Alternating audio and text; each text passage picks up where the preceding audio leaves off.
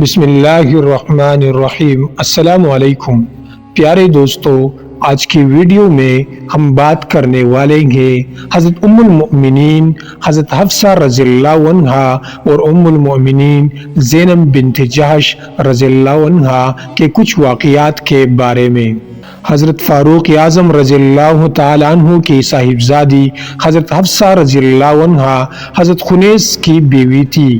حضرت خنیس کے انتقال سے یہ بیوہ ہو گئی تو حضرت فاروق رضی اللہ عنہ کو ان کی فکر رہنے لگی، اور جب حضرت عثمان رضی اللہ عنہ کی بیوی رقیہ کا، جو حضور صلی اللہ علیہ وسلم کی صاحبزادی تھی، انتقال ہوا تو حضرت عمر فاروق رضی اللہ عنہ نے حضرت عثمان رضی اللہ عنہ سے درخواست کی کہ وہ حضرت حفصہ سے نکاح کر لے۔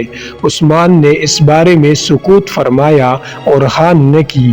عمر رضی اللہ عنہ نے اس بات کی حضور صلی اللہ علیہ وسلم سے شکایت کی تو حضور صلی اللہ علیہ وسلم نے فرمایا کہ میں حفصہ کے لیے عثمان سے بہتر خاوند اور عثمان کے لیے حفصہ سے بہتر بیوی بتاتا ہوں۔ اس کے بعد حضور صلی اللہ علیہ وسلم نے حفصہ رضی اللہ عنہ سے خود نکاح فرمایا اور حضرت عثمان رضی اللہ عنہ کا نکاح اپنی صاحبزادی حضرت ام کلثوم سے کر دیا۔ حضور صلی اللہ علیہ وسلم کے ساتھ صحابہ کرام علیہم الرضوان کے روحانی و جسمانی دونوں رشتے تھے۔ صدیق اکبر و فاروق اعظم رضی اللہ عنہ کے حضور صلی اللہ علیہ وسلم کے داماد تھے، اور عثمان غنی و علی رضی اللہ عنہ کے آپ سسر تھے۔ پھر جو کوئی ان پاک لوگوں کے خلاف کچھ کہے گا تو حضور صلی اللہ علیہ وسلم کو کیوں رنج نہ پہنچے گا۔ ام المؤمنین زینب بنت جحش رضی اللہ عنہا حضور صلی اللہ علیہ وسلم کی پھوپھی زاد بہن زینب کا نکاح حضرت زید رضی اللہ عنہ سے، جو حضور صلی اللہ علیہ وسلم کے متنبع تھے، ہوا تھا۔ زید نے ان کو طلاق دے دی تھی۔ طلاق کے بعد پھر ان کا نکاح خود خدای تعالیٰ نے حضور صلی اللہ علیہ وسلم سے کر دیا تھا۔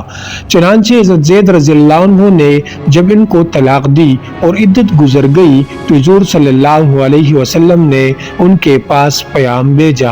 انہوں نے جواب میں عرض کیا کہ میں اس وقت تک کچھ بھی نہیں کہہ سکتی جب تک اپنے اللہ سے مشورہ نہ کر لوں، اور یہ کہہ کر وضو کیا اور نماز کی نیت باندھ لی اور یہ دعا کی کہ یا اللہ، تیرے رسول مجھ سے نکاح کرنا چاہتے ہیں، اگر میں اسی قابل ہوں تو میرا نکاح ان سے فرما دے۔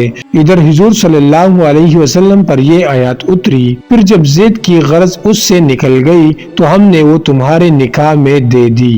حضور صلی اللہ علیہ وسلم نے اس آیت کی خوشخبری بھیجی تو آپ خوشی سے سجدہ میں گر گئی، اور آپ کو اس بات پر بڑا فخر رہا کہ سب بیویوں کا نکاح ان کے ولیوں نے کیا اور میرا نکاح خود خدا جل شانہ نے کیا۔ حضور صلی اللہ علیہ وسلم کے بدولت ازواج مطہرات کی اتنی بلند شانیں تھی کہ وہ اپنے امور میں اپنے اللہ سے مشورہ لیتی تھی اور اللہ تعالیٰ انہیں مصور فرما دیتا تھا۔